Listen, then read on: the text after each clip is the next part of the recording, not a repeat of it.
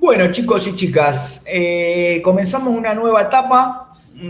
Ustedes habrán visto que el primer parcial llegó hasta la traba de la litis, la famosa etapa postulatoria, caracterizada por la demanda y la contestación, y todas las actitudes que pueda adoptar el demandado que nosotros ya vimos. Ahora empezamos dentro de los procesos de conocimiento con una etapa nueva, que es la etapa probatoria. ¿Se acuerdan que cuando hablamos de procesos de conocimiento vimos que está dividido en tres etapas bastante claras o nítidas, ¿no? Una etapa postulatoria, una probatoria y una fase decisoria caracterizada por la sentencia definitiva de primera instancia. Entonces nosotros ahora estamos avanzando hacia la segunda etapa, que es el procedimiento probatorio.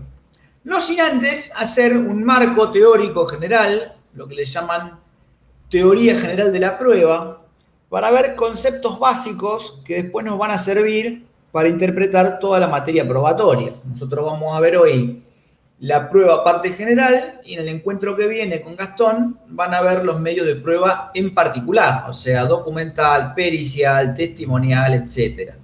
Así que lo que nosotros vamos a ver hoy es el marco teórico genérico, llamado teoría general de la prueba, y el procedimiento probatorio, o sea, vamos a ver cómo es la fase procedimental, cuáles son los pasos procesales que se van siguiendo hasta la conclusión de la causa.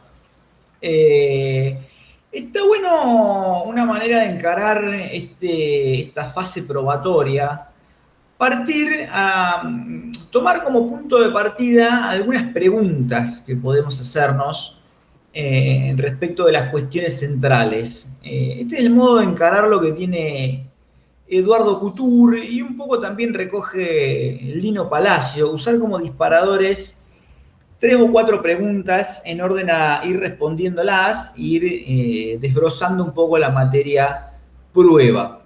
Entonces, ¿cuáles serían estas 4 preguntas que podríamos hacernos en orden a clarificar el tema?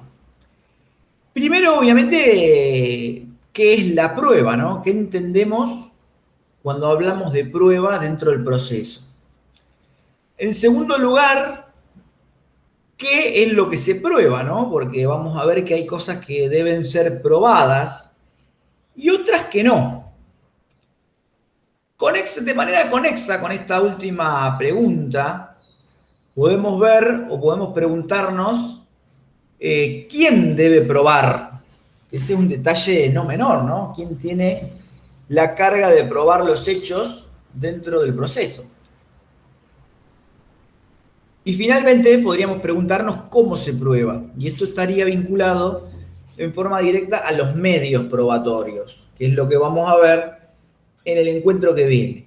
Pero bueno, volviendo un poco al comienzo de estas preguntas que utilizamos como disparador, si nosotros nos preguntamos qué es la prueba. Ustedes cuando lean los libros, cuando lean el código, van a ver que prueba en realidad es un concepto multívoco, porque en determinados momentos se los usa con un sentido y a la vez se los suele usar con diferentes connotaciones.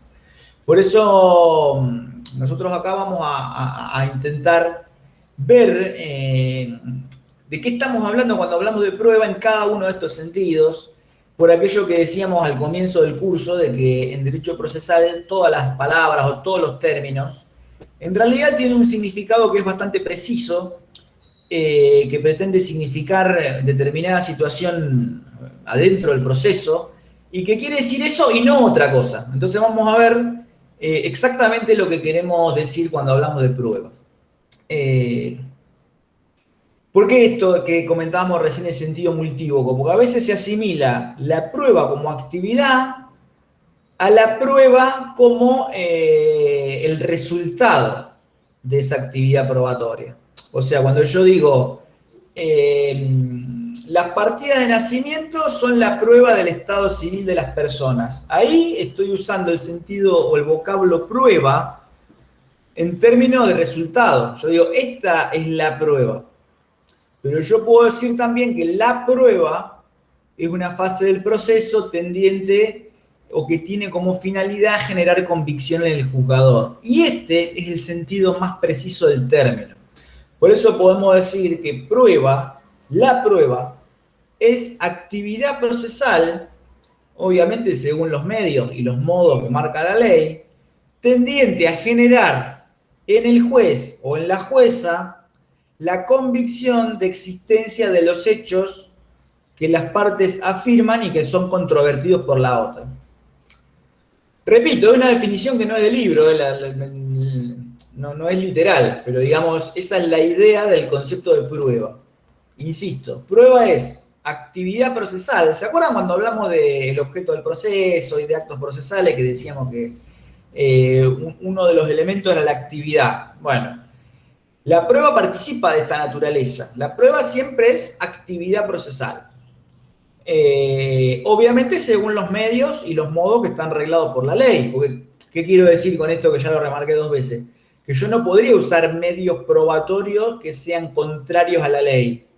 Yo no puedo agarrar a una persona y pegarle para que declare, porque esa prueba es total, manifiestamente ilegal. Entonces los medios probatorios siempre están regulados por el código y aún si no estuvieran regulados, por ser un medio alternativo, siempre se le aplican las reglas por analogía del medio más similar. Y en última instancia siempre se resume a prueba documental. O sea que están, de un modo u otro, siempre están regulados por las normas del código. Y es una actividad marcada esencialmente por su finalidad, que es la de generar convicción, o sea, convencer al magistrado, ya sea juez o jueza, de la existencia de los hechos. O sea, la prueba siempre es relativa a hechos, chicos, siempre son hechos. Que esos hechos existen. ¿Y por qué hay que probarlos? Bueno, porque una parte afirma que esos hechos se han dado en la realidad y la otra parte lo niega, porque ahora vamos a ver que uno de los elementos que dan lugar a la fase probatoria es la existencia de hechos controvertidos, porque si las dos partes estuvieran de acuerdo en que un hecho existió, no haría falta probarlo. Pero bueno, no me quiero adelantar. Entonces, es actividad tendiente a generar en el juzgador una convicción sobre la existencia de hechos que han sido introducidos por las partes y que han sido negados por la otra. Básicamente estamos hablando de una situación fáctica que no se sabe si existió o no, una parte dice que sí y la otra dice que no, y en definitiva hay que generar o acercar los medios que provoquen esa convicción en el juez. Eso es prueba. Después vamos a ver que prueba también se usa con otro sentido. Uno ya lo dijimos, de asimilar la palabra al producto. En realidad eso tiene más que ver con el razonamiento probatorio, ¿no? Que el juez tenga algo por probado cuando se dan ciertas circunstancias. Pero la verdad es que en el lenguaje más coloquial también se usa el término prueba para este tipo de circunstancias. Pero digamos, en sentido preciso, prueba es esto, la actividad que se despliega para generar el convencimiento en el juez de que cierto hecho existe. O de lo contrario, ¿no? Si somos la parte que niega los hechos. Bien, hasta acá con el concepto. Después, la segunda pregunta que habíamos planteado como disparador, ¿no? ¿Qué es lo que se prueba? O sea, ¿cuál es el objeto de esta actividad procesal? Lo cual nos va a llevar también a preguntarnos qué es lo que no se prueba. O sea, son como dos caras de una misma moneda. Que una me va a llevar necesariamente a preguntarme la otra. Entonces, ¿qué es lo que se prueba? Bueno, un poco ya lo adelantamos. Siempre son hechos que tienen que estar aseverados o afirmados en su existencia por una de las partes y a su vez que sean resistidos o negados por la otra. Entonces, ¿cuál es la otra cara de la moneda? Primero, que los hechos no afirmados por ninguna de las partes no son materia de prueba. O sea, esto que parece, digamos, una verdad de perogrullo o una cosa obvia, a veces no lo es tanto, porque no sería raro que alguna de las partes, habiéndose olvidado de consignar un hecho importante, después quiera introducirlo ofreciendo o produciendo prueba intentando salvar ese bache. O sea, este tipo de medios probatorios son inadmisibles porque partimos de la base que los hechos que yo tengo que probar son los que una parte afirma y la otra niega.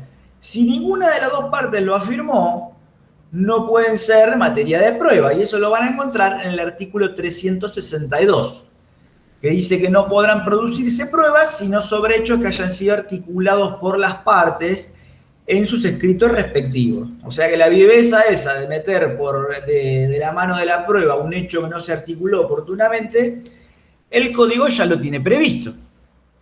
¿Qué más? Los hechos que una de las partes afirma y que la otra admite, tampoco se prueban.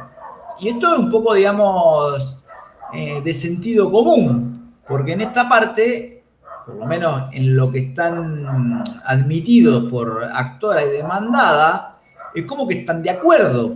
Entonces no hay necesidad de probarlo, lo cual vuelve irrelevante cualquier tipo de medio probatorio ofrecido a tal fin.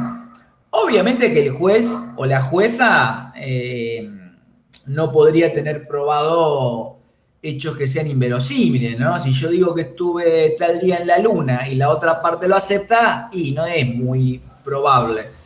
Entonces, obviamente que el juez o la jueza no se haya ligado por afirmaciones que sean, digamos, disparatadas. Pero mientras esté en un marco de razonabilidad, el hecho que es afirmado por una parte y admitido por la otra no debiera probarse. ¿Qué nos dice el código también? Que los hechos que deben probarse son los que sean conducentes. ¿Qué quiere decir con conducentes? Que sean jurídicamente relevantes, que sean determinantes para decidir la causa, o por lo menos para fijar su plataforma fáctica. ¿Qué quiero decir? Si yo digo que el día de determinado accidente venía con una camisa rosa, no hace falta que yo aporte la camisa rosa, por más que la otra parte lo haya negado, o que traiga testigos para que me digan el color de la camisa, porque es completamente irrelevante o inconducente, porque eso es un dato que no nos va a ayudar a resolver quién tiene la culpa o no de determinado accidente, o quién tiene razón o no, o quién debe cumplir con un contrato o en definitiva no debe cumplir. Por eso es que el código pide que sean hechos controvertidos y conducentes. La contracara de esto es que los que son irrelevantes para decidir el pleito no deben probarse. ¿Qué más tenemos de los que no deben probarse? Los que el código llama, o la doctrina llama, hechos notorios. Y ustedes se estarán preguntando qué es lo notorio, porque evidentemente es una noción de carácter subjetivo. Quizás lo que es notorio para mí no es notorio para otra persona. Entonces, se acepta que la noción de notoriedad sea un conocimiento general, ya sea para toda la sociedad o bien para un segmento social donde estén involucrados actora y demandada. Fíjense este ejemplo que le voy a dar. Si yo hablo de la pandemia, ese es un hecho notorio. Y no solamente es notorio para nuestra comunidad educativa, sino que es notorio para la sociedad argentina y mundial en su conjunto. Ahora fíjense que si yo hablo, por ejemplo, acá en La Plata, en el año 2013 hubo una inundación muy importante. Entonces, seguramente si yo tengo un juicio con alguien de La Plata, ese sea un hecho notorio. Pero quizás si yo demando a alguien de Avellaneda o de Buenos Aires, ese no sea un hecho notorio. Entonces, la noción de notoriedad, más allá de que sea algo de carácter subjetivo, se acepta que es un conocimiento general por parte, ya sea de un segmento de la sociedad o de un núcleo más o menos amplio de personas, o bien para la comunidad entera. Pero digamos, no identifiquemos la notoriedad como algo que es evidente para todo el mundo, porque podría serlo para un grupo social y para otro no. Lo importante es que ese hecho sea notorio para la actora y para la demandada. Otra cuestión importante. Fíjense que el derecho no debe probarse. Esto que parece medio obvio, a veces no lo es tanto, porque fíjense que en materia contractual, las partes tienen la posibilidad de sujetar sus relaciones a cualquier estatuto jurídico. No necesariamente es el Código Civil argentino. Entonces, el derecho nacional no debe ser materia de prueba, pero el derecho extranjero para nosotros es un hecho. Entonces, si yo quiero invocar una norma extranjera, debiera probarla. Bueno, ¿cómo se prueba esto? En realidad es bastante sencillo. Se puede liberar algún tipo de oficio informativo a la embajada de determinado país o al consulado, o aportar una traducción, no sé, del Código Civil de otro país, y a su vez contratarlo con un oficio para ver si esa es la normativa vigente. Esto que parece algo bastante raro, muchas veces no lo es. Fíjense que hay casos que son de derecho internacional privado y nuestro Código Civil lo admite como algo válido. Y lo mismo suele pasar en materia contractual. No necesariamente las partes están obligadas a regirse por el derecho argentino. El derecho marítimo también es algo bastante común. Ustedes saben que el derecho marítimo es derecho comercial, así que está bien, tiene sus modulaciones porque en general es materia federal y no es de provincia, pero el derecho a la navegación también aparecería regido en lo que no esté comprendido por las normas del Código de Navegación, por el Código Procesal Civil y Comercial. Así que en ese ámbito también es bastante común ver la aplicación de normativa contractual de carácter extranjero. Ni hablar cuando hablamos de arbitraje internacional y cosas que no llegamos a ver en el curso regular nuestro, pero que también son bastante interesantes en lo que hace el litigio internacional y el arbitraje. Pero bueno, volvamos a lo nuestro. El derecho nacional no se prueba porque se reputa conocido por todos, y además el viejo adagio de iura novit curia, y que el juez conoce el derecho, haría irrelevante probar las normas jurídicas locales. Y para el derecho extranjero, ese sí debe acreditarse porque para nosotros es un hecho. O sea, no solamente acreditarse su existencia, sino que está vigente, lo cual añade un poco más de complejidad. Pero sigamos adelante. Ya sabemos qué es la prueba, analizamos un poco su objeto, qué es lo que se prueba, qué es lo que no se prueba. Después habíamos planteado otro interrogante más, ¿no? Que es hablar de quién prueba, pues ya sabemos lo que hay que probar, pero inevitablemente tenemos que analizar quién debe probar cada cosa. Acá, esto siempre con Gastón nos gusta remarcar algo que salta en todas las mesas, o en la mayoría de las mesas libres, cuando uno pregunta sobre carga probatoria, mesa final quiero decir, que sale como naturalmente, ¿no? En esto también hago un poco de autocrítica, porque hasta a uno mismo lo primero que le sale es decir que el que alega algo debe probarlo. Ahora bien, esto no es correcto. En realidad, esto no es así. Es una noción insuficiente la de decir que el que alega prueba. O más que, sí, es insuficiente, pero es como superficial también, porque en realidad, a poco que nosotros analicemos esta premisa, vamos a darnos cuenta que hace un poco de agua. ¿Por qué? Porque no todas las veces que alguien alega algo debe probarlo. Digamos, esta sería la crítica esencial. Y a veces cuando alguien alega algo, no solamente no debe probarlo, sino que tiene que probarlo el otro. Lo cual es todavía más raro, pero ahora vamos a ver en qué casos. Sobre todo de la mano de la defensa del consumidor y de los usuarios. Pero no me quiero adelantar, vamos paso por paso.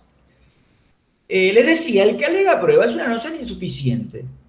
Y sobre todo, dicho así, incorrecta. La solución la trae un poco el código también, porque no es solamente un tema de doctrina. Fíjense que nuestro código procesal, cuando habla de cargas probatorias, en la regla general, lejos de decir que el que alega prueba, al revés, discrimina según el rol. ¿Por qué? Porque va a decir los hechos que debe probar la parte actora y los hechos que debe probar la parte demandada. Si tienen el código, van a ver que el artículo, a ver, esperen que lo encuentre. 375. Estamos a la altura del 375. ¿Qué nos va a decir? Que el actor, la parte actora, lo que debe probar son los hechos, obviamente siempre y cuando estén controvertidos, ¿no? Pero que sean los hechos constitutivos, o sea que a la hora de fundar su pretensión, esos hechos sean los que de manera directa fundan la aplicación o justifican la aplicación de la norma. ¿Qué quiero decir? Vamos a llevarlo a un ejemplo más trivial. Si yo quiero que a mí me proteja una norma, esa norma va a tener como disparador una situación de tipo fáctica. Por ejemplo, el Código Civil va a tener una norma que diga que toda vez que alguien provoca un daño, debe repararlo. Entonces, ahí, ¿cuál sería el hecho constitutivo? La producción del daño. Entonces, ahí vemos como la parte actora lo que tiene que probar son las bases fácticas que justifican la protección de una norma. Por eso dice el código hechos constitutivos. Y vamos a dar ejemplos de cada una de las situaciones que pueden darse.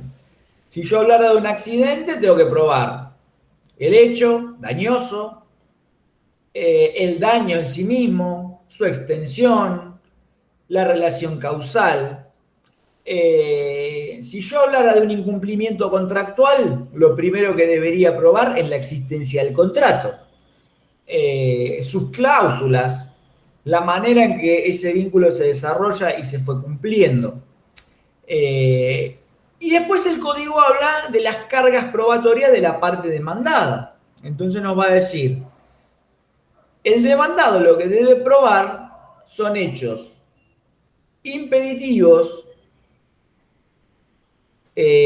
obstativos o directamente el cumplimiento. Rebobinamos. Si a mí me ponen, digamos, en cabeza una obligación, yo lo que tengo que probar es que esa obligación se extinguió, se modificó o que hay algo que impide su cumplimiento. Por eso es que habla de hechos extintivos, impeditivos y modificativos. Insisto, chicos, esto lo van a encontrar en el artículo 375. Repasamos. La regla del que alega prueba es algo incorrecto. ¿Por qué? Porque es insuficiente. Van a encontrar que muchas veces que alguien que alega algo no tiene la carga de probarlo. Ya vamos a ver los ejemplos, ¿no? Pero ya se los adelanto ahora. Presunciones legales, distribución dinámica de cargas probatorias.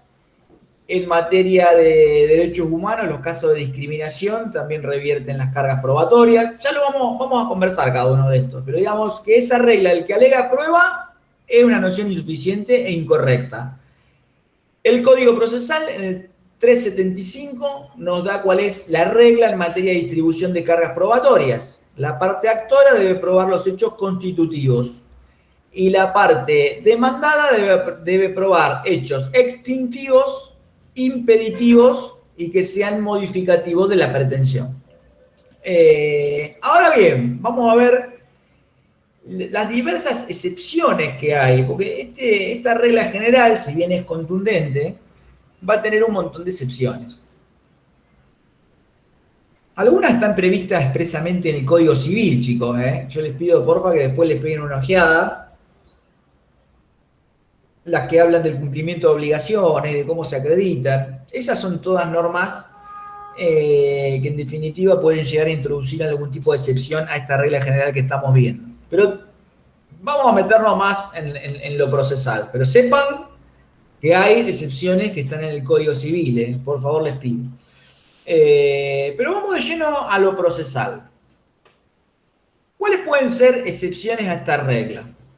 Una un poco ya lo dijimos, ¿no? Cuando la legislación de fondo tiene sistemas de presunciones. Las que ustedes en civil veían como presunciones iuris tantum. O sea que una regla que dice yo voy a tener esto por probado hasta que alguien demuestre lo contrario. Entonces se introduce una modificación o inversión de la carga probatoria. Otra circunstancia que podría ser una excepción a la regla del 375 del Código Procesal es la famosa doctrina de la carga dinámica de la prueba o distribución dinámica de cargas probatorias. Esto según el autor que ustedes consulten, quizá le dé un nombre distinto, pero hablemos de cargas dinámicas probatorias, que es por ahí la manera más tradicional de hacer referencia a esta circunstancia que vamos a describir. Tengan en cuenta, chicos y chicas, que las cargas probatorias dinámicas han sido recogidas por el Código Civil y Comercial, porque muchas veces también nos pasan las mesas finales que nos hablan de la carga dinámica de la prueba como si fuera solo una doctrina. Esto era correcto, digamos, hasta antes del 2015, donde era una pura construcción doctrinal y jurisprudencial para atenuar el rigor probatorio. Pero el Código Civil y Comercial, más allá de que se discute si la ha recepcionado o solo la nombró, no importa. El Código Civil y Comercial, ¿qué hizo? Recogió la existencia de la aplicación de este criterio jurisprudencial y trató de poner un poco de orden a su aplicación.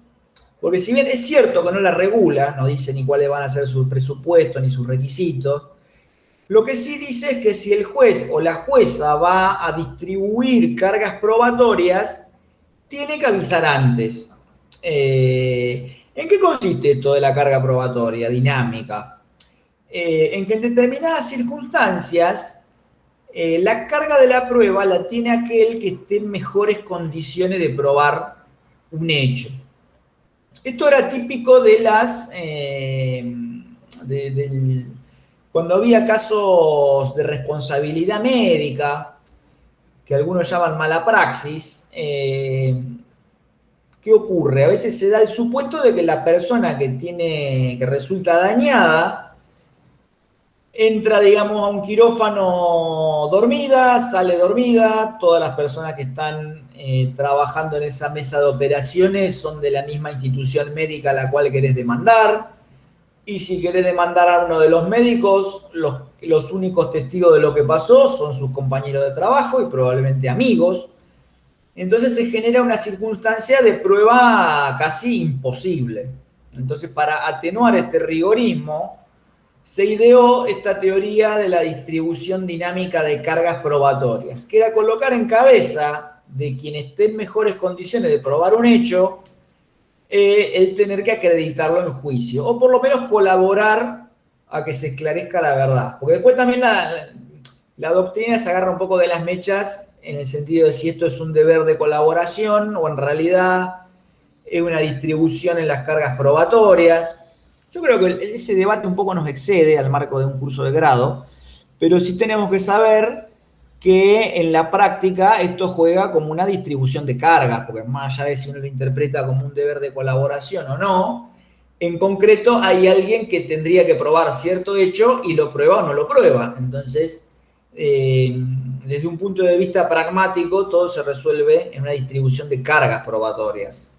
Entonces, en definitiva, en determinados supuestos, como por ejemplo la responsabilidad médica, se ha aceptado jurisprudencial y doctrinariamente que los jueces atenúen el rigor probatorio y coloquen en cabeza de aquel que está en mejores condiciones de acreditar un hecho la carga de probarlo.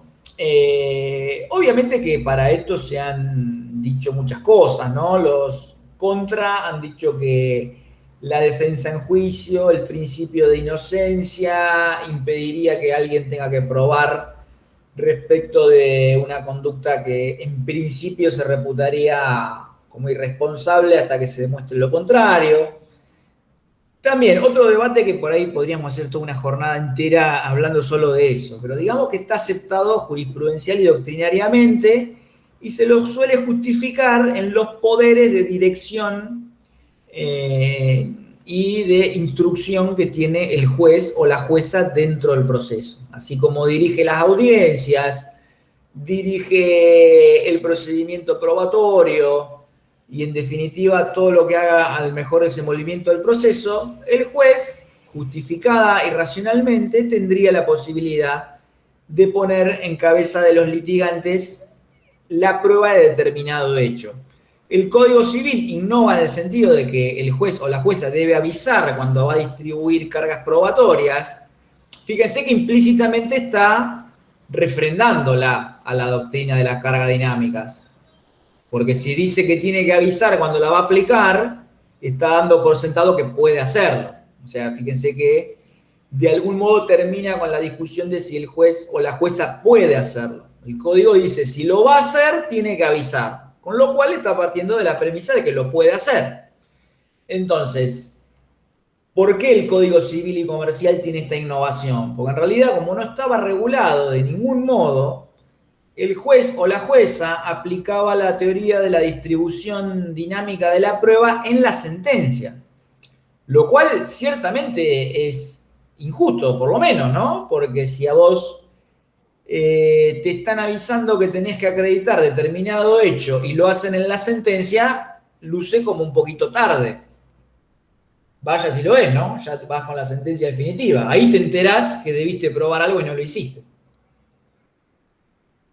Entonces, de este modo, el Código Civil busca poner un poco de orden. Tampoco dice cuándo, porque no dice, este va a ser el momento de distribuir cargas probatorias. No, no dice así. Dice que si lo va a hacer, el juez tiene que avisar. Cecilia, levantaste la mano. Sí, sí. Cuando el juez, en el momento que el juez decide invertir la carga de la prueba y que tiene que avisar, ¿eso la defensa tiene que pedirlo o el juez lo hace de oficio?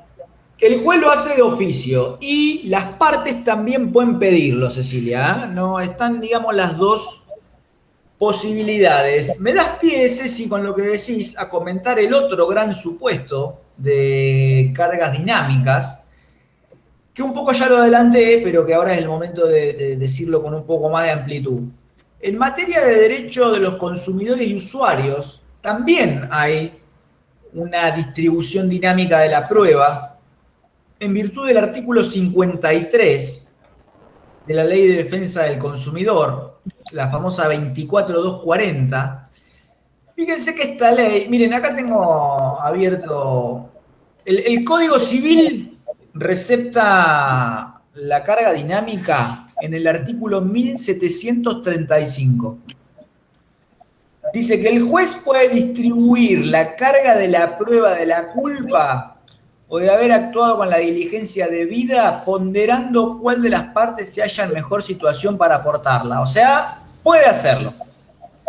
Obviamente que los doctrinarios, a alguno de estos les gustará y otro no, y seguirá la discusión. Pero digamos que la norma lo dice de manera categórica. En la segunda parte dice, si el juez lo considerara pertinente durante el proceso, debe comunicar a las partes que aplicará este criterio, de modo de permitir a los litigantes ofrecer y producir los elementos de convicción que hagan a su defensa. Entonces, el 1735 es el que nos coloca de lleno en el estudio de la distribución dinámica de cargas probatorias. En línea con lo que les decía recién de los derechos de los consumidores y usuarios, tenemos el artículo 53 de la ley 24240. Fíjense qué dice, yo se los voy a leer, ustedes después lo buscan. Los proveedores deberán aportar al proceso todos los elementos de prueba que obren en su poder, conforme a las características del bien o servicio, prestando la colaboración necesaria para el esclarecimiento de la cuestión debatida en el juicio.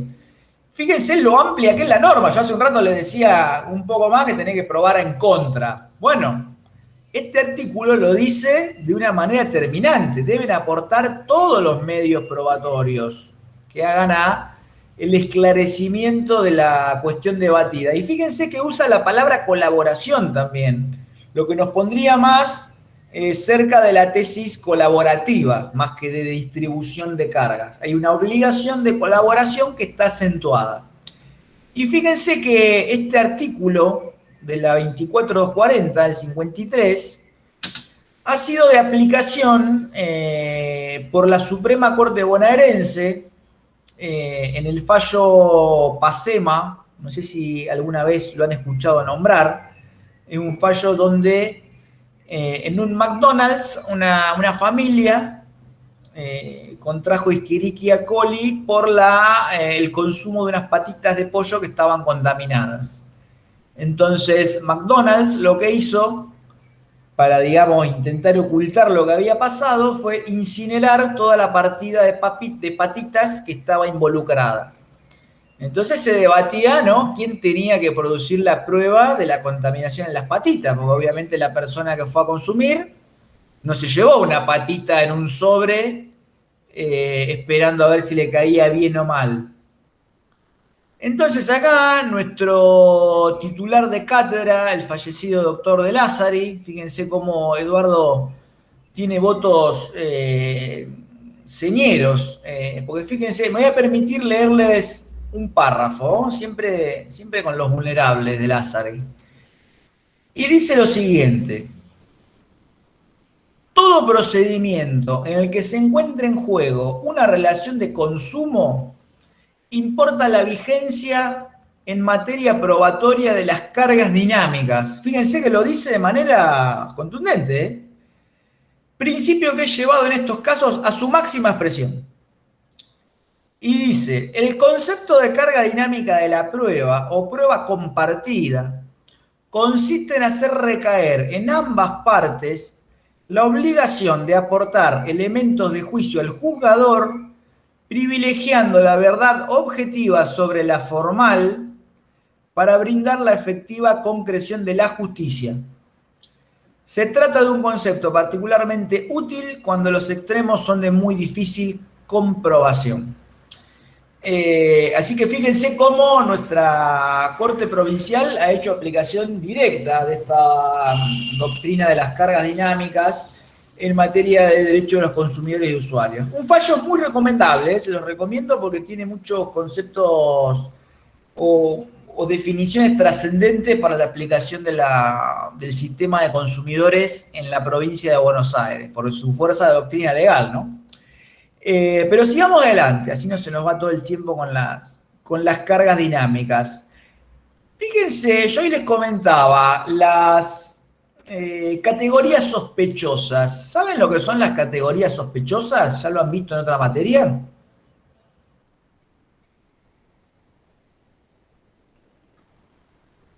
Bueno, se los digo yo. En materia de derechos humanos existen lo que se llaman categorías sospechosas. Y esto se da cuando hay una norma, ya sea de particulares o del Estado, ¿no? En esto englobamos entidades públicas y privadas.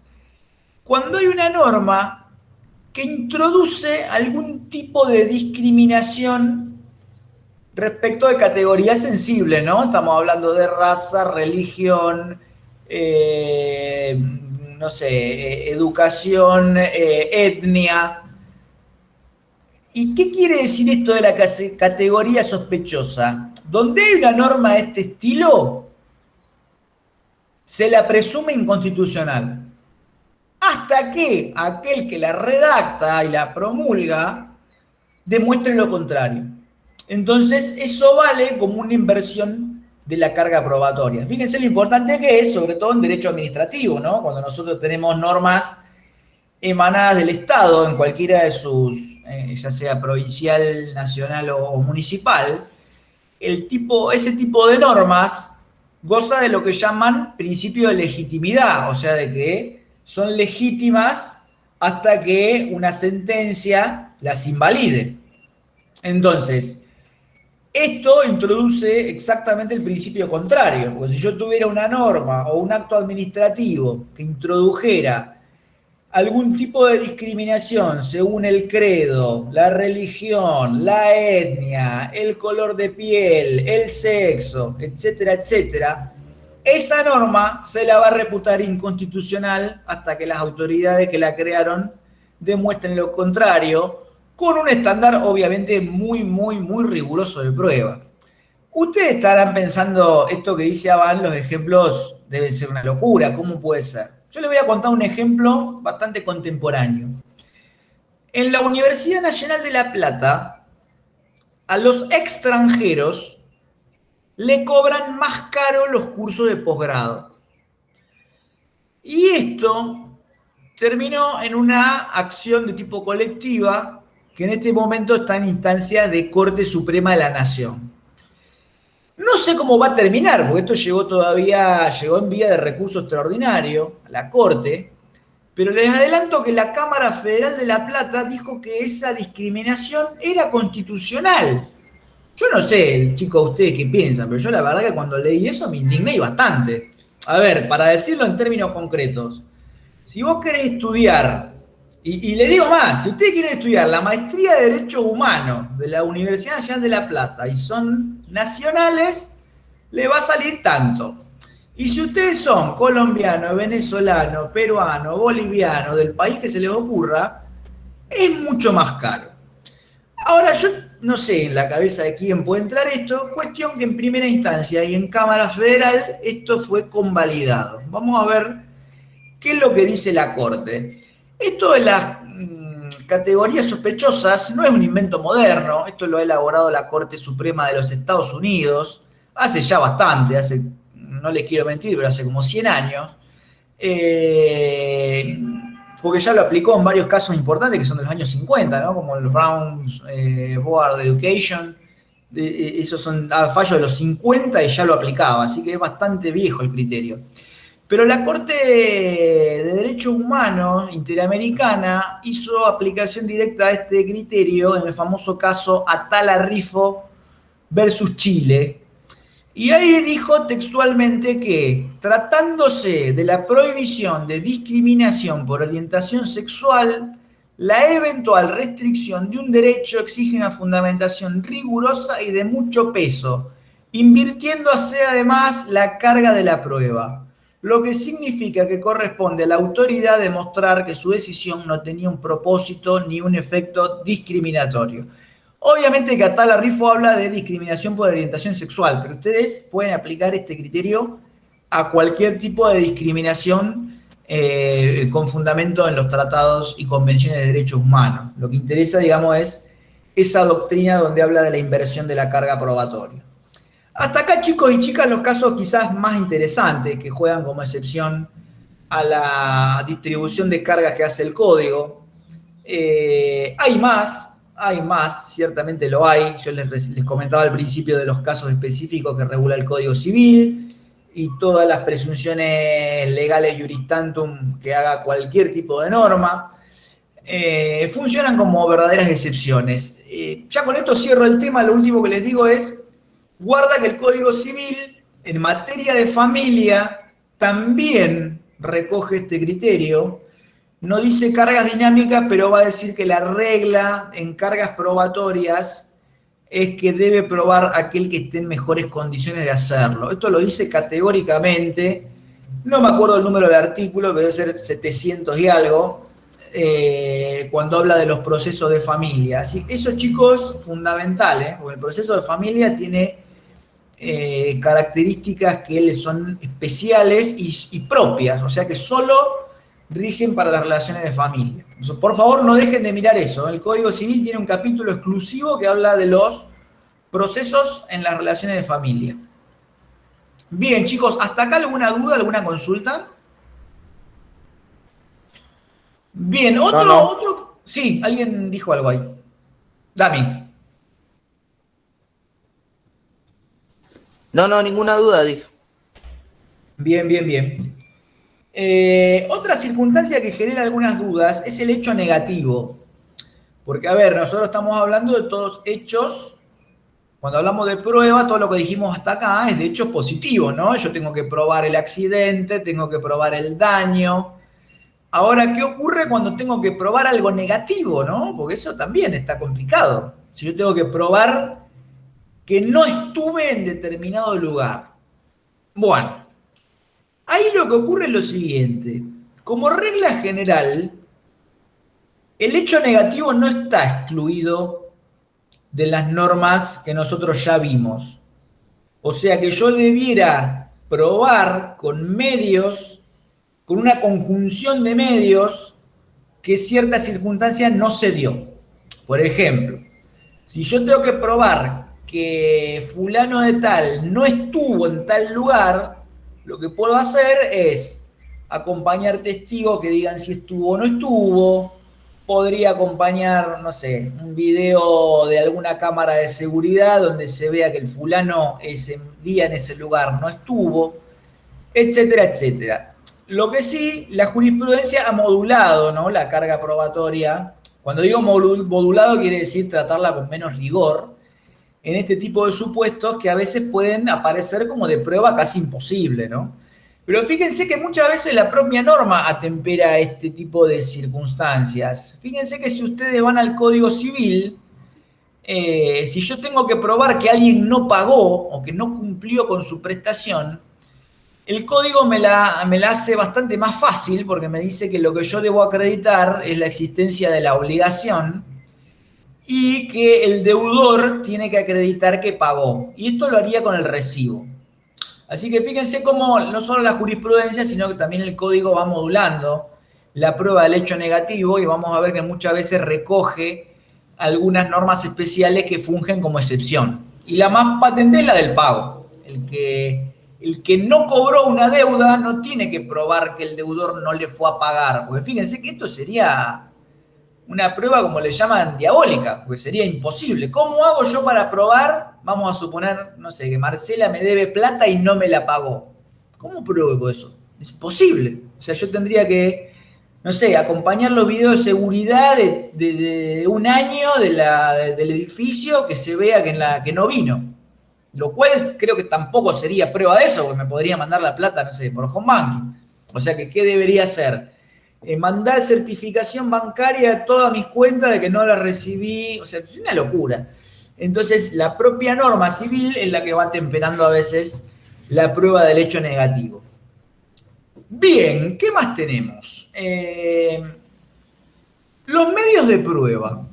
Fíjense que otra de las preguntas que teníamos era de cómo se prueba. Acá nada más vamos a decir que los medios de prueba son los modos u operaciones que son los que nos van a proporcionar el dato demostrativo de si un determinado hecho existe o no. Vamos de vuelta, porque sé que es medio complejo, porque es muy abstracto. Ustedes lo van a ver con Gastón la clase que viene, donde van a ver todos los medios de prueba, que son confesional, testimonial, documental, de reconocimiento judicial, pericial, etcétera. Pero digamos, estos son operaciones, por operaciones entiendan ustedes procedimientos, ¿no? Maneras de hacer algo. Por eso el libro dice modos u operaciones, que son susceptibles de proporcionar un dato, porque una vez que ese medio de prueba se produce, ¿yo qué voy a lograr extraer? Un dato. Y ese dato va a ir en el sentido de si determinado hecho existe o no. Pongamos ejemplos. Hablemos del medio de prueba testimonial. Ahí la fuente de la prueba es el testigo. Y de sus declaraciones, o sea, de ese fluir de información, se van a poder extraer datos que van a demostrar si cierto hecho existe o no. Obviamente que la prueba siempre se valora en su conjunto, ¿no? No es que yo de determinado medio voy a lograr extraer una verdad objetiva o no. La prueba siempre se aprueba, se va sopesando de manera conjunta. Entonces, cuando yo me pregunto ¿cómo se prueba? Bueno, es a través de los medios que dispone el código, y estos medios son los que tiene regulado a partir del 376 y son documental, informativa, confesional, testimonial, pericial y de reconocimiento judicial. Si hubiera algún medio de prueba ofrecido que no encaje en ninguno de estos, se le aplica el procedimiento análogo, más parecido, o bien es documental. ¿Qué quiero decir con esto de que o bien es documental? Es un medio de prueba residual. Si yo quiero incorporar al proceso un elefante, es prueba documental. O sea, la noción de documento no trasciende el papel o el instrumento. Si yo quiero incorporar una piedra, un piano, un video, una canción, eso es prueba documental. Obviamente que se le va a otorgar el tratamiento de la prueba más que más se le parezca, pero digamos que la categoría de prueba documental es residual, porque no son solo instrumentos, sino todo aquello que yo quiero incorporar al proceso, aun cuando tenga carácter inmaterial, como podría ser un video o una canción o un audio. Sigamos adelante, y ya esto es lo último de teoría general de la prueba. Tenemos que considerar también la valoración. ¿Cómo se aprecia la prueba? Porque hasta acá, ¿qué es lo que sabemos? Sabemos qué es la prueba. Sabemos qué es lo que hay que probar, qué es lo que no hay que probar. Sabemos quién prueba cada cosa. Pero nos falta saber cómo se valora esa prueba, o sea, cómo el juez o la jueza debe apreciar todo ese caudal probatorio que en definitiva va a plasmar en la sentencia definitiva de primera instancia. Entonces, Palacio, Couture, todos los clásicos, hablan de que hay varios sistemas para valorar la prueba. El más arcaico, que se usaba en el medioevo, era el de la prueba tasada. ¿Tasada por qué? Porque la ley ya tenía estipulado cuándo un hecho iba a estar probado o no. Incluso había como graduaciones. Por ejemplo, si vos querías probar determinada circunstancia y tu testigo era el párroco del pueblo, con su testimonio, ese hecho iba a estar probado. Ahora, un párroco por ahí equivalía a 2 comerciantes. Y si vos no tenías 2 comerciantes, podías traer, no sé, 3 obreros. Y si no tenías 3 obreros, podías traer 5 mujeres. O sea, bien medieval, distinguía el testimonio dándole diversa autoridad según la casta a la que pertenecía. Por eso que admitían que lo que decía un cura era palabra santa. Un testigo cura tenía tu hecho por acreditado. Como se imaginarán, esta manera de tener por acreditado los hechos no es muy funcional ni democrática, entonces dejó de lado a otros sistemas. Existe después el de la libre convicción o íntima convicción, que es aquel medio, digamos, aquel sistema de valorar prueba que no da razones. El juzgador escucha la prueba o, digamos, analiza su producción por las partes y después decide. Y no explica por qué. Obviamente también dejó lugar a modos más racionales de apreciar la prueba, pero fíjense que todavía subsiste en el juicio por jurados. Ustedes saben que el juicio por jurados penal se integra con 12 ciudadanos que a la hora de dar el veredicto no lo fundan. O sea, van a decir culpable o no culpable, pero no es un veredicto fundado. Esto es porque usa el sistema de la íntima convicción. El jurado escucha la prueba oral, analiza la prueba documental y decide si el acusado es culpable o no culpable. Y no da fundamentos. Finalmente, tenemos sistemas donde la decisión se justifica. Y uno de ellos es el que recoge nuestro código, el de la sana crítica. A ver, ahora les digo el artículo. Ahora bien, la sana crítica. ¿Qué es esto de la sana crítica? En realidad, la doctrina ha criticado un poco la noción. ¿Por qué? Porque es media vacía, ¿no? Cuando hablamos de crítica y de sana, ¿qué es sana crítica? ¿Y hay una crítica que no sea sana? En realidad, lo que podemos decir está en el 384, chicos, 384. Fíjense que dice: salvo disposición legal en contrario, los jueces formarán su convicción respecto de la prueba de conformidad con las reglas de la sana crítica. No tendrán el deber de expresar en la sentencia la valoración de todas las pruebas producidas, sino únicamente las que fueran esenciales y decisivas para el fallo de la causa.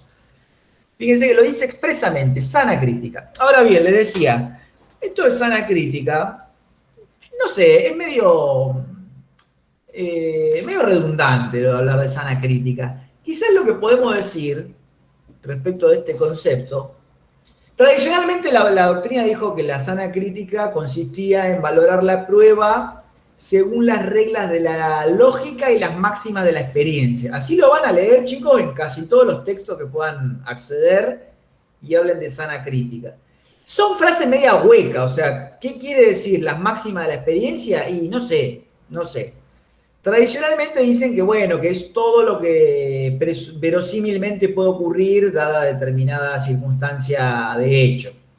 Me gusta un poco más lo de la regla de la lógica, porque nos ponen en un plano racional, donde el juez debe justificar su decisión a través de un silogismo de tipo lógico, ¿no? Y ahí creo que tiene el mayor sentido, digamos, este concepto de sana crítica. Pero les decía, esto más allá de las palabras que usemos para definir el sistema, lo que está claro es que el juez o la jueza debe dar motivos, debe dar razones, debe dar fundamentos de por qué va a decidir como decide, lo que va a implicar pronunciarse respecto de los medios de prueba más relevantes. Más allá de que obviamente va a dar fundamento jurídico para resolver del modo que lo haga, debiera tener una consideración individualizada de cada medio de prueba, de lo más relevante, ¿no? Como dice el código, no hace falta que se pronuncie absolutamente de todos los que fueron ofrecidos y que se produjeron, pero sí de los que sean determinantes y decisivos para resolver el juicio. De hecho, es común ver en las sentencias cómo fundan su decisión en la prueba pericial, en los dichos del testigo fulano, o va a decir por qué no va a tener en cuenta lo que dijo Menganito, y así. Esto quiere decir sana crítica, traducido, digamos, a algo un poco más moderno. Es una justificación racional y lógica de la valoración de cada uno de los medios probatorios que sean relevantes para la decisión de la causa. Insisto, ¿no? Esto de lo relevante o no relevante obviamente queda en cabeza del juez o de la jueza. Si las partes tienen algún agravio al respecto, por supuesto que lo pueden plantear por vía de apelación. Y fíjense que cuando veamos recursos vamos a ver que una variante del recurso extraordinario es el recurso de inaplicabilidad de ley fundado en el absurdo, que si bien no está regulado, es una manera de llevar a la instancia extraordinaria valoraciones, digamos, poco racionales en materia de hechos y de prueba. Así que fíjense cómo está contemplado incluso las garantías sobre la sana crítica, que es la posibilidad de recurrir cuando una sentencia judicial no se apega a estos criterios. Bueno, hasta acá estamos, chicos. Se entendió más o menos la idea, la dinámica de lo que vimos hasta aquí, ¿no? Conceptos fundantes para entender lo que vamos a ver ahora cuando analicemos el procedimiento probatorio. Ahora, digamos, de aquí al final de la clase vamos a ver cómo se va desarrollando ese procedimiento y finalmente el encuentro que viene, de la mano de Gastón, vamos a ver cada uno de los medios de prueba. ¿Hasta acá estamos, chicos? Sí, profe, perfecto. Pues ya, Juli, el tecito ya lo tengo más frío que se me enfrió. Che, bueno, les decía, ahora sí, nos metemos de lleno en el procedimiento probatorio. La segunda gran fase del proceso de conocimiento civil. Rebobinemos un poco. Hoy comentábamos que los hechos que deben probarse son aquellos que son controvertidos y conducentes. Y este es el punto de partida para la fase probatoria. Porque el código nos va a decir, no todas las veces se abre a prueba un proceso. Podría pasar que las partes estén de acuerdo en la plataforma fáctica y que su litigio o controversia sea el alcance de esas relaciones o un desacuerdo en la interpretación jurídica de las normas que la regulan. O sea, podría pasar tranquilamente que estén de acuerdo en lo que ocurrió, pero que su diferendo sea por una apreciación de tipo jurídica de esa plataforma fáctica.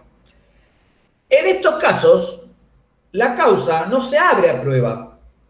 Se puede declarar de puro derecho, lo que va a implicar que el juez o la jueza dé por concluida la causa y pasen los autos a resolver la sentencia definitiva.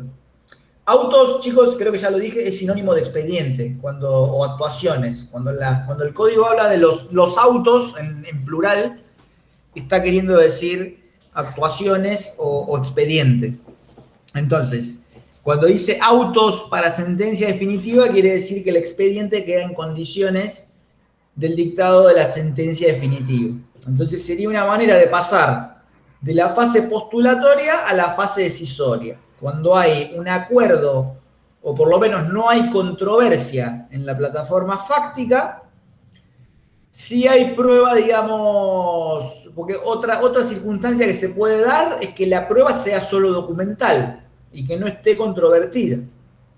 Entonces, en ese caso, también se declara la causa como de puro derecho y pasan las actuaciones a resolver el dictado de la sentencia definitiva. O sea, son dos escenarios distintos. Uno es que no haya litigio sobre la plataforma fáctica. El desacuerdo está en el alcance de las relaciones o en la interpretación jurídica. Y la segunda opción sería que la prueba o la única prueba que hay es de carácter documental.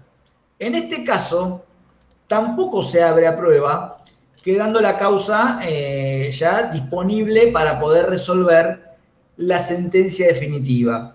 Fíjense que esto se podría enmarcar en el artículo 360, ahí estamos, 360 del Código Procesal.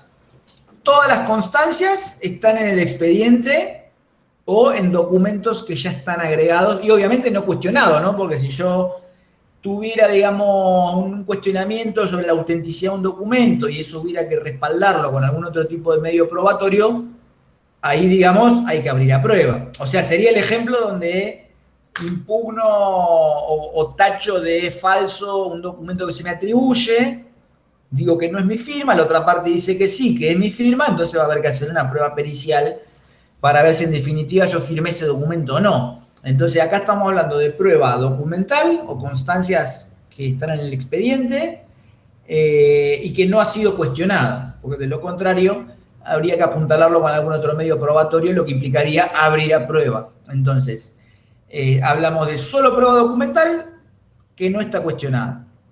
Esto es el artículo 360. Y la declaración como de puro derecho, esa la van a encontrar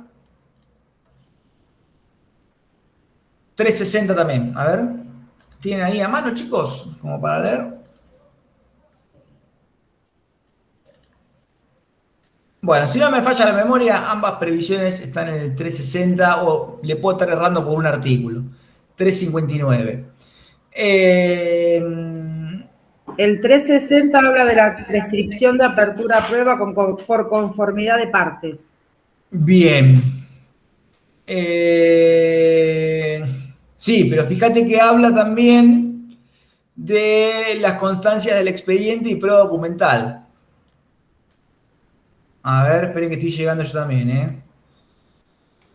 Ahí llegué, 360. O que esta consiste únicamente en las constancias del expediente o en la documental ya agregada y no cuestionada. Ahí está. Ahí está. Fíjense que dice, y no cuestionada, la causa quedará conclusa para definitiva. Previo cumplimiento del 357, párrafo segundo, el juez llamará autos para sentencia. Ah, ahí está. Porque yo buscaba la de la declaración de puro derecho, está en el 357. Ahí está la onda. Está antes del capítulo, es el último artículo antes de que empiece el capítulo de prueba. Ahí está.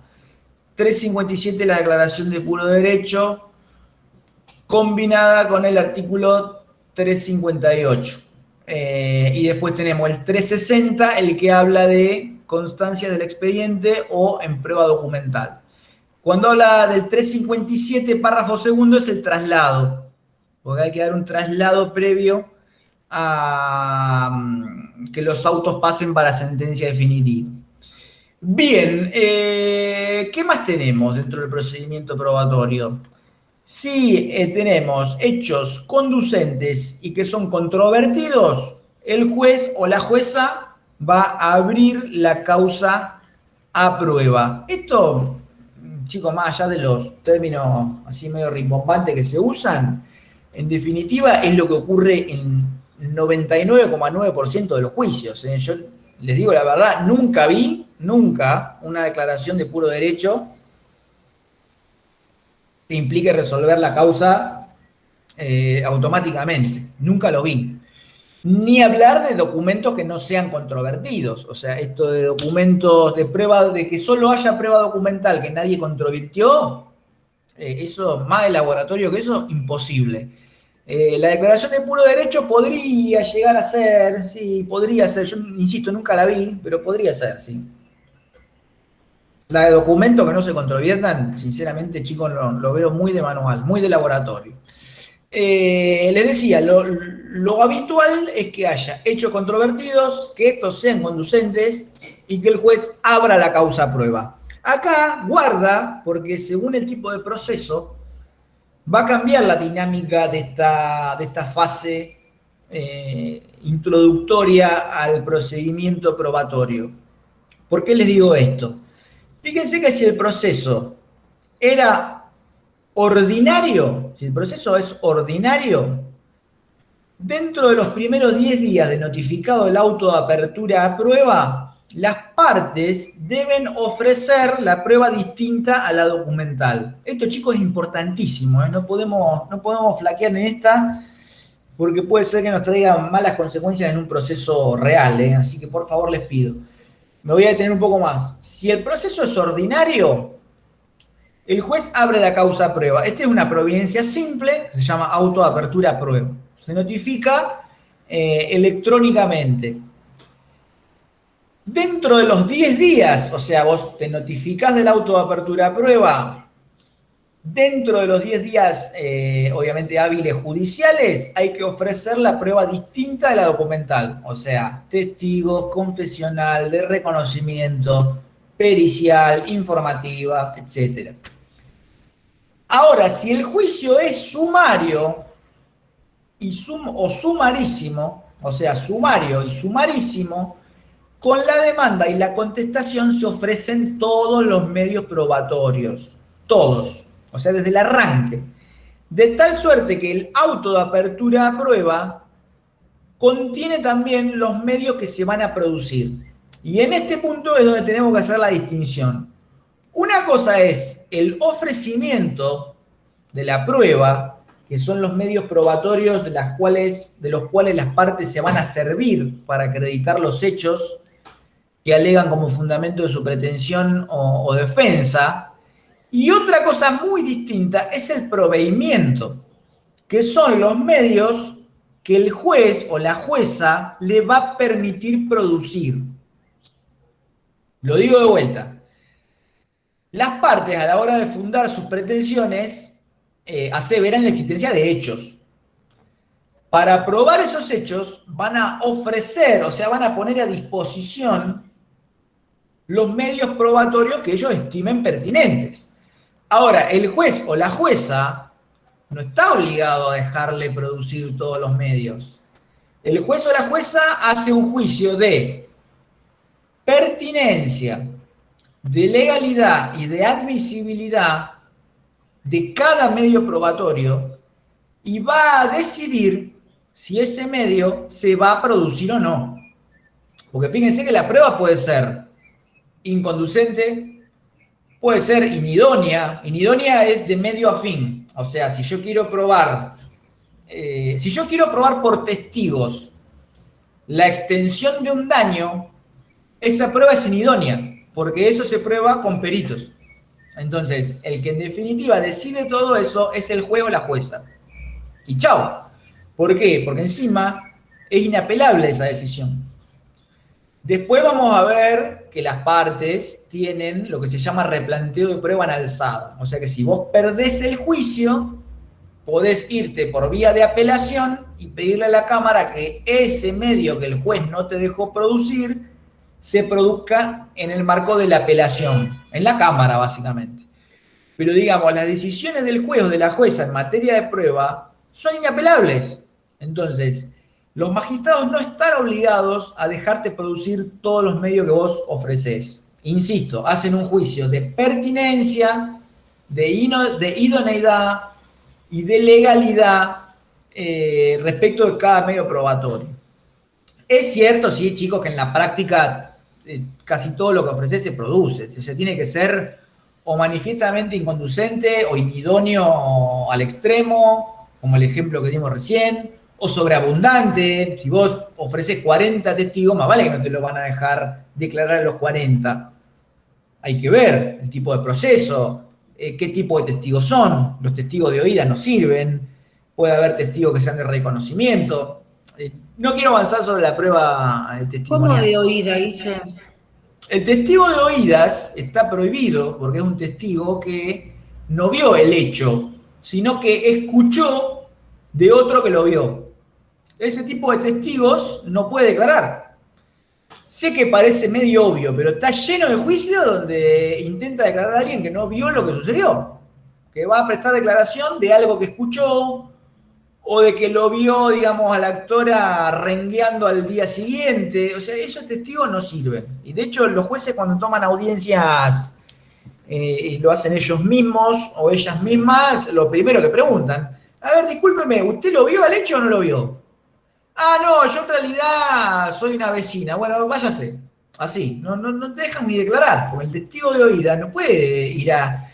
A ver, la base de la prueba testimonial es brindar una declaración sobre hechos que el testigo percibió a través de sus sentidos. Y si no percibió nada, ¿de qué va a declarar? Nada. Entonces, esa sería una prueba totalmente inconducente o inidónea. No, ni siquiera inidónea, sería inadmisible. Ahí está. Sería una prueba inadmisible.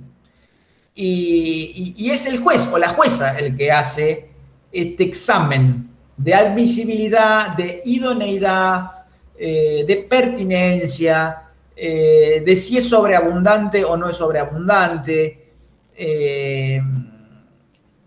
Por supuesto que al final, ¿no? Cuando dicta la sentencia definitiva, hace un juicio que le llaman de procedibilidad, o sea, de si ese medio probatorio justifica tener por probado cierto hecho. Pero digamos, eso ocurre más adelante, ocurre en la sentencia. Ahora, con el proveimiento de la prueba, hace este tipo de exámenes el juez o la jueza. Va a decir si esa prueba es legal, obviamente. Ya dijimos, si yo le quiero conocer un dato por la fuerza, esto no se puede. O sea, no, legalidad, la pertinencia o idoneidad. Si es conducente o no el medio probatorio. O sea, de si es pertinente respecto de un hecho relevante, de si es sobreabundante o no. Todo eso lo hace el juez ahora, al comienzo del procedimiento probatorio, para decidir cuáles se van a producir o cuáles no. Una vez que la prueba fue proveída por el juez, o sea, hasta acá me sigue, ¿no? Hay una etapa que es de ofrecimiento, que es donde las partes ponen a disposición los medios probatorios de los cuales se van a servir, que es distinta en el sumario que en el ordinario. Y después viene el proveimiento, que es la decisión del juez de si esos medios se van a producir o no, en base a estos juicios que nosotros, o a estos exámenes que acabamos de nombrar. Idoneidad, pertinencia, legalidad, sobreabundancia, admisibilidad, etc. Una vez que están los medios de prueba que ya han sido proveídos por el juez o la jueza, empieza la fase de producción. O sea, donde esos medios se van a empezar a desarrollar. Y esto es lo que ustedes van a ver la clase que viene con Gastón. Obviamente que cada medio, además de producción, tiene una fase de crítica. O sea, esto es la posibilidad de que la otra parte la cuestione también. Y ya lo van a ver también la clase que viene. Por ejemplo, en la prueba pericial existe la impugnación, la nulidad, el pedido de aclaraciones. Pero bueno, no me quiero meter en eso porque es propio de la próxima clase. Nada más sepan que todo ofrecimiento de prueba y producción tiene también una fase de crítica, que es la posibilidad de ser cuestionada por la otra parte. Todo lo que es producción de la prueba se tiene que dar dentro de los 40 días en el juicio ordinario, dentro de los plazos que fije el juez en el sumario y en el sumarísimo, que habitualmente, y esto es, tómenlo con pinzas porque no quiere decir que sea así en todos los casos, habitualmente en el sumario es de 30 días y en el sumarísimo suele ser de 10 o de 15. Pero es una costumbre, no lo van a encontrar en ningún lado, es lo que fije el juez o la jueza en cada caso. Después, los medios se van desarrollando y se van produciendo dentro de estos plazos que fije el juez o bien dentro de los 40 días en el procedimiento ordinario. Otra característica del ordinario es que hay cuadernos de prueba. No me acuerdo si esto lo hemos comentado con Gastón, creo que sí. Pero en el proceso ordinario, cada parte va desarrollando la producción de sus medios probatorios en una suerte de expedientillo aparte. Van a ver ustedes, ahora es todo electrónico, ¿no? Si ustedes ingresan por la MEP y buscan algún proceso ordinario, van a ver que aparece la causa principal y después aparece como si fueran incidentes los cuadernos de prueba. Y dicen, suelen tener las siglas CPA, cuando es cuaderno prueba actora, o CPD, cuando es cuaderno de prueba demandada. Esto es porque en los procesos ordinarios, como suelen ser más complejos, y para no entorpecer el desarrollo del expediente, cada parte va agregando su prueba en un cuaderno separado. Esto es porque si no, pasaría a despacho permanentemente. O sea, cada vez que alguien agrega algún acto procesal relativo a sus medios probatorios, la causa pasa a despacho y estaría así permanentemente, lo cual obstaculizaría a veces no solo la prueba del compañero, sino cualquier tipo de actividad procesal que sea conexa. Entonces, para no entorpecer, hay cuadernos de prueba. Vos haces, digamos, los deberes en tu propio cuaderno y el otro hace lo mismo. Y si surge alguna incidencia del proceso principal, se plantea directamente en los autos principales y no se entorpece el curso regular del juicio. Esa es la explicación. En los procesos sumarios y sumarísimos, como supuestamente no son tan complejos, no hay problema y toda la prueba se produce en el curso de la instancia principal. Insisto, si ustedes se meten en la MEP y buscan algún ordinario, lo van a ver claramente. Van a ver que está la causa principal, que es fulano de tal contra mengano sobre, no sé, daños, y después van a ver la misma causa que está como clonada 2 veces, y una dice entre paréntesis CPA y la otra dice CPD. Y eso quiere decir cuaderno de prueba actora, cuaderno de prueba demandada. Bien, eso es lo que hace la diferencia con el proceso sumario y sumarísimo. Después, toda la producción se desenvuelve hasta un momento en el que alguna de las partes ya no tiene más medios de prueba por producir, o sea que ya cumplió con todos los medios que tenía, que el juez le había proveído, o sea que le había dejado producir. Ese es el momento donde el que ya terminó su actividad probatoria empieza a articular negligencias contra la otra parte. Ustedes pueden ver al procedimiento probatorio como una suerte de carrera, ¿no? Hacia ver quién termina primero. Esa es una forma de verlo al procedimiento probatorio. ¿Por qué? Porque el que llega a la meta es como que agarra la bandera y automáticamente puede empezar a señalar la falencia del rival. Porque esto creo que ya lo dijimos también. Rara vez se cumple ese plazo de 40 días. No se cumple nunca. Ahora, ¿qué pasa? Como no lo cumple ninguna de las dos partes, no pasa nada. El tema es cuando alguien llega primero. Y ahí empieza a articular negligencias. La conducta negligente en la fase probatoria implica que por algún tipo de desidia, descuido, olvido, obrar, digamos, displicente, alguna de las partes incurre en una actitud que puede provocar la pérdida del medio probatorio. Porque fíjense, esto para entenderlo, chicos, hay que analizarlo desde un punto de vista dinámico y eminentemente práctico. El que ya terminó con sus medios probatorios está apurado porque salga la sentencia. Entonces, bueno, te puedes quedar esperando 8 años hasta que el compañero o rival se digne a producir su prueba.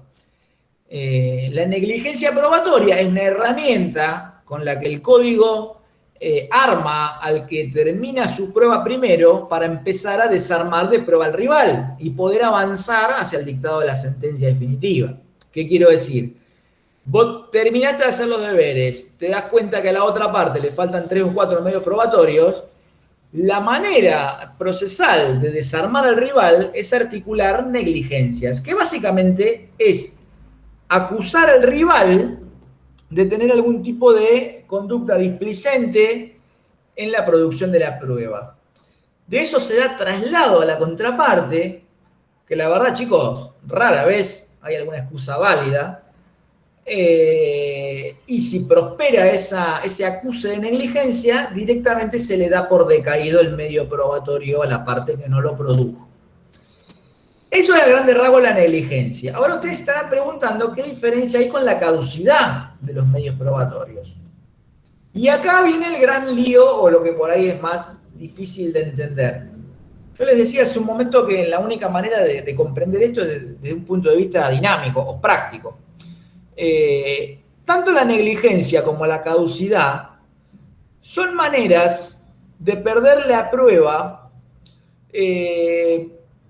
por algún tipo de, iba a decir negligencia, pero es medio redundante, por algún tipo de impericia o de falta de diligencia. No, eso es lo que tienen de común. Rebobino. Negligencia y caducidad, ¿qué tienen en común? Dos cosas. Ambas son maneras de perder un medio probatorio. Y lo otro que tienen en común es la falta de diligencia. No, ahí hay una conducta como mínimo displicente. Es alguien que de mínima colgó en hacer una carga, en realizar una carga procesal que tenía a su cargo. Eso es lo que tienen de común. ¿Qué es lo que tiene de distinto? Primero, que la caducidad de la prueba es como si fuera una negligencia pero tasada, ya estipulada como algo objetivo por el código. Y fíjense que todos los casos que hay son de una tipicidad cerrada. No hay más caducidades que las que están en el código. Son solo esas. Por ejemplo, toda vez que hay que pagarle el anticipo para gastos al perito y en 5 días no se deposita, se va a tener por desistida la prueba pericial. Típico ejemplo de caducidad. Fíjense que atrás de esa conducta hay una falta de diligencia, hay un incumplimiento de una carga. Hay alguien que tendría que haber ido a depositarle la plata al perito y no se la depositó. ¿Por qué no se la depositó? Y porque se colgó, básicamente. Entonces, ambas tienen de común una falta de diligencia. Lo que pasa es que en ciertos supuestos el código lo tiene tasado. Entonces va a decir, toda vez que vos pediste prueba confesional y no acompañaste el pliego hasta media hora antes de la audiencia, se te va a tener por desistida la prueba confesional. Otro supuesto de caducidad. Otro más. Toda vez que el litigante asume la carga de convocar al testigo y este no concurre por culpa de que no se lo convocó, ese es un supuesto de caducidad de la prueba testimonial. Casi que medio obvio, o sea, si vos asumiste la carga de traer al testigo y después no lo trajiste, ¿a quién le van a echar la culpa? Es tuya. Entonces es un supuesto de caducidad. Son supuestos que están tasados, por eso se dice siempre que la caducidad es objetiva, porque no hay una valoración de la conducta. Hay un supuesto de hecho que se cumple y automáticamente la prueba quedó caduca. Y ya les digo, no son muchos, no creo que sean más de 8 o 10 los supuestos que hay. Van a ver que en todos el código dice algo así como que se la tendrá por desistida. No busquen la palabra caducidad porque no la van a encontrar. Van a encontrar todos supuestos donde la prueba se la va a tener por desistida. Otro más hay en la prueba de informes, cuando dice algo así como que si las entidades públicas o privadas no contestan los oficios, si no se solicitare el reiteratorio dentro de los 10 días, se la va a tener por desistida. Entonces son todos supuestos objetivos que una vez que están producidos, habilitan a tener por desistido un medio probatorio. Todas las demás conductas poco diligentes serían supuestos de negligencia. Fíjense que otra diferencia que tiene es el momento en el que se da en el proceso. Porque fíjense que si la caducidad del medio probatorio está prevista expresamente como algo tasado, se va produciendo a medida que el proceso se va desarrollando. ¿Qué quiero decir? ¿Cuándo se produce la caducidad de la confesional? Y en el mismo momento de la audiencia, cuando no llevé el pliego hasta media hora antes. En el supuesto de los testigos que dimos recién, ¿cuándo se produce la caducidad? Y cuando llegó el día de la audiencia, los testigos no vinieron por mi culpa, porque me olvidé de citarlo. Y así, ¿cuándo se produce en el caso de la pericial? Y cuando se cumplen los 5 días y no le depositamos la plata al perito. Entonces las caducidades de prueba se van produciendo a medida que el procedimiento probatorio se va desarrollando y se configura cada supuesto específico. La negligencia nada que ver, van todas al final. Todas al final, porque ¿qué tienen, digamos, como elementos configurativos? Uno es que haya vencido el plazo probatorio. Ya de movida nos marca la cancha en el sentido de que no es en cualquier momento. Tiene que haber vencido el plazo probatorio. Y además, como yo estoy acusando de negligente al rival, yo tengo que hacer los deberes bien, lo que implica haber terminado con mi prueba. Por eso les decía que hasta los momentos son distintos.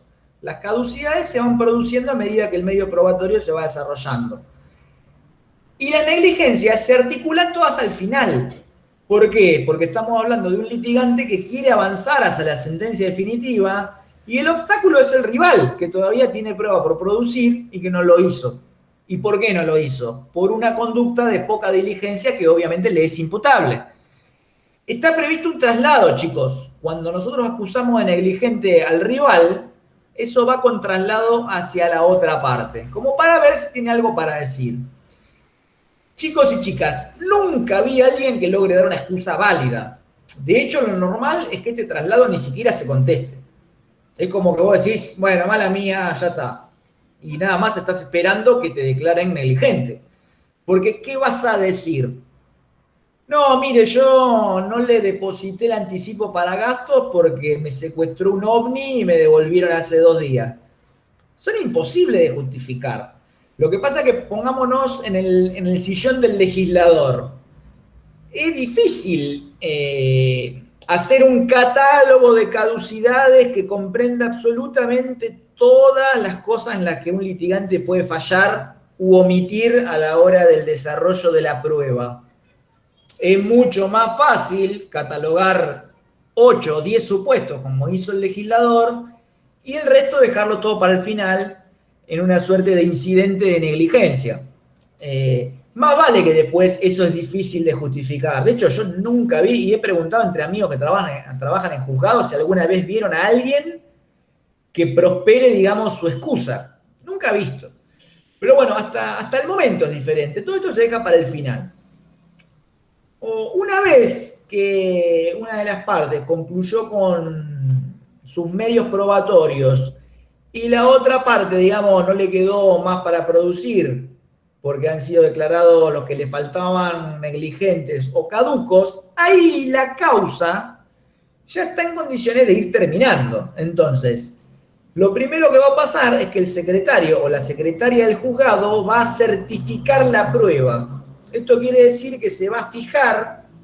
¿Qué hace el secretario? Agarra el auto de apertura de prueba y el proveimiento de la prueba y se fija qué medios probatorios tenía cada parte para producir. Después va a ir punteando el expediente y se va a ir fijando qué es lo que pasó con cada uno de esos medios. Entonces, en el informe el secretario va a decir, a fojas tal se produjo la prueba confesional. A fojas tal está el acta de la testimonial donde declaró Pepito y Julito. La prueba pericial fue declarada negligente y la de informes fue declarada caduca. Y después va a ser lo mismo con la otra parte. Y ese balance tiene que quedar, como quien dice, en cero. Siempre tiene que terminar en una frase que diga, no hay más prueba para producir. Cuando esa certificación del secretario pasa a manos del juez, ya la causa está en condiciones de ser concluida. Acá guarda, porque si el proceso fuera ordinario, vendría el momento de los alegatos. Y en los procesos sumario y sumarísimo, ya la causa pasa a resolver la sentencia definitiva. El alegato, chicos, es algo bastante sencillo. En realidad tiene que ver con la interpretación que hace cada parte de toda la prueba que se produjo. Por eso dicen que es una suerte de proyecto de sentencia, ¿no? Nada más que de las partes, obviamente, donde intentan señalarle al juez o a la jueza cómo debe interpretar, en qué sentido debe apuntar la decisión respecto de toda la prueba que se produjo. Ese es el alegato, que hoy por hoy es escrito, más allá de que el protocolo de producción de la prueba en el sistema de proceso por audiencias habilite a hacer un alegato en forma oral. La verdad que hoy el código habla de alegatos por escrito. Yo les aconsejo que si alguna vez les toca hacerlo, lo hagan. Esto sigue una premisa universal, ¿no? Que es que toda vez que a un abogado le dan el uso de la palabra, la tiene que usar, por más que sea escrita. Y se los digo porque pocas veces los abogados hacen el alegato. Un poco porque no es obligatorio y otro poco porque por ahí tienen miedo de con algún error perjudicar la pretensión de su cliente. Pero la verdad que no es tampoco algo tan, digamos, difícil de hacer. Nada más hay que tener cuidado de analizar o tomarse el trabajo de analizar todo el caudal probatorio y sugerirle al juez una interpretación que favorezca los intereses del cliente. O sea, no es tampoco un ritual, digamos, de otro planeta. Ni hablar que si están en una audiencia de prueba oral y los invitan a alegar en forma oral, también háganlo, hay que estar preparado para hacerlo. La tarea del abogado y de la abogada es una función eminentemente argumentativa, así que fíjense, hasta por el cliente podría ser percibido como algo negativo, ¿no? Si ustedes están en un juicio y le dan la palabra a su letrado patrocinante y este se llama silencio, y no dejaría una buena impresión. En fin, con los alegatos ya agregados, la causa está en condiciones de pasar para el dictado de la sentencia definitiva. Con una curiosidad, que es que esta providencia, se llama providencia de autos. La providencia de autos se deja consentir. Quiere decir que se dicta y se espera 5 días antes de que la causa pase a despacho nuevamente para resolver el dictado de la sentencia definitiva. Esto es por si quedó, digamos, algo dando vueltas que no se dio cuenta nadie, o hay algún tipo de error, o la certificación de prueba se hizo mal y no se dio cuenta la otra parte. Entonces se dejan 5 días para consentir. Esto es para ver si alguien tiene algo más para decir o si se escapó alguien que nadie pudo ver. Esa es la oportunidad de ponerlo de manifiesto. Y acá, chicos, termina el procedimiento probatorio con esta providencia de autos. Le dice el código algo así como llamamiento de autos para el dictado de sentencia definitiva. Esta providencia marca el fin del procedimiento probatorio y a la vez el comienzo de la fase decisoria que va a estar directamente vinculada al dictado de la sentencia definitiva. Así que bueno, chicos, este sería en esencia las características del procedimiento probatorio. ¿Tienen alguna duda o consulta? ¿Algo que me haya comido y que no dije? ¿Que alguien atento? ¿Cecilia? Sí, quería estar segura a ver si entendí bien o no. Es una pregunta. Que articula la parte que articula una negligencia antes del plazo, ¿no? Cierra la etapa probatoria imposibilitando a la contraria la presentación de la producción que no presentó hasta ese momento. Muy buena pregunta esa, buena pregunta. A la primera parte de tu pregunta, antes de plazo no, o sea, cualquier negligencia tiene que esperar como mínimo al vencimiento del plazo probatorio. Y después, lo otro que dijiste también está bueno, ¿ves? Eso me olvidé de decirlo. Cuando vos acusás de negligente al rival, le bloqueás la posibilidad de activar el medio probatorio. No es que yo lo acuso de negligente al rival y el otro cuando se da cuenta sale corriendo, digamos, a llevar el oficio de informes o a golpear la puerta de la casa del perito pidiéndole por favor que acompañe el dictamen. No, bloqueás esa posibilidad. Lo que dice el código es que es de interpretación, digamos, amplia, en el sentido de que si la prueba ingresara al proceso, se la van a tomar. Pero vos no la podés, digamos, impulsar a partir de que la parte la otra parte te acusó de negligente. Yo por ahí con el ejemplo medio le pifié, porque vos podrías hacer cosas informales para activar el medio. Por ejemplo, supongamos que me acusan de negligente en la prueba pericial. Yo no podría presentar un escrito después de ser acusado negligente solicitando que sorteen el perito, porque ya te acordaste tarde, hermano, ya fue, ya está, me bloquearon esa chance. Pero sí, lo que podría hacer es que si está pendiente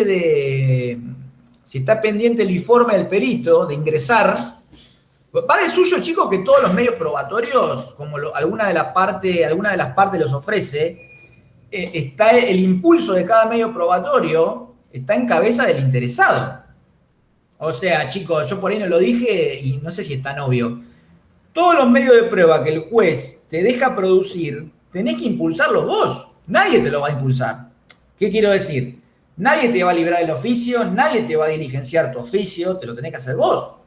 Nadie va a pedir que el sorteo del perito se haga si no es la parte interesada. Queda ahí, sin sortear. Y si está sorteado y nadie le manda una comunicación electrónica, es obvio que se la tenés que mandar vos, nadie se la va a mandar. Entonces puede ser que esté sorteado y que nunca venga a asumir. O que se asumió, el perito se colgó y no presentó el dictamen. Todo eso debe impulsarlo la parte interesada. Nadie lo va a hacer por vos. Entonces volvamos a lo nuestro.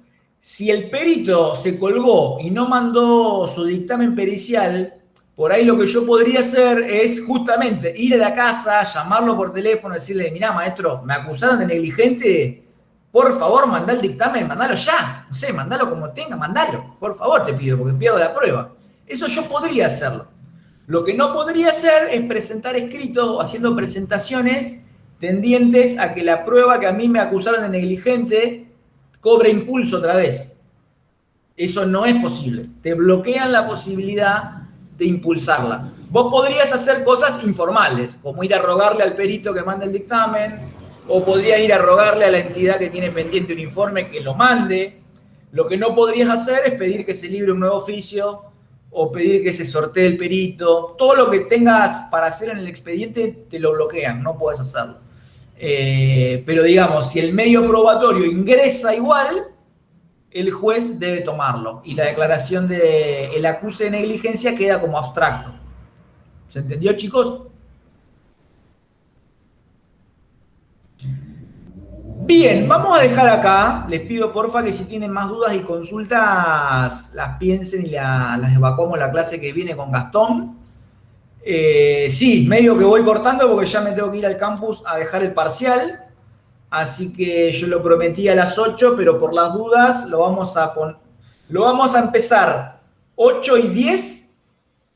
Va a durar desde 8 y 10 y 25 minutos más, así que tenemos 8:35 y dejamos algunos minutitos de gracia como que para prever algún tipo de desconexión o problema de comunicación. ¿Estamos? Así que no son 20, son 25. Avísenle a los compas que si no están en clase, por lo cual, por el número que somos, me doy cuenta que hay muchos repasando.